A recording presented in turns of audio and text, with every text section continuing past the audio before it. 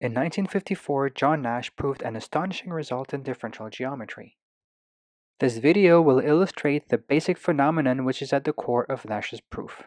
The C1 isometric embedding theorem of Nash says that it is possible to map the surface of a sphere into any ball, no matter how small, without crumpling it, and in such a way that any path traced on the surface of the sphere is mapped to another path with the same length. The basic technique introduced by Nash has been later developed into what is now called the method of convex integration and has had many more surprising applications in other areas of mathematics.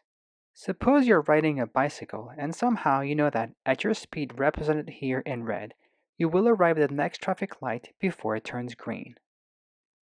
If you want to hit the green light, you would have to slow down to, say, roughly half your speed, now represented with the blue arrow. If you do not want to slow down and then speed up again, then one solution is to zigzag while preserving your speed.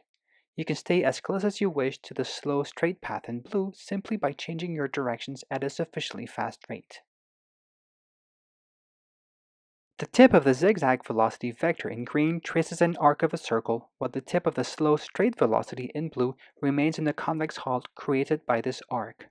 If the green vector oscillates sufficiently fast, then it nearly averages to the blue vector, and this is how you can force the green trajectory to remain arbitrarily close to the blue trajectory.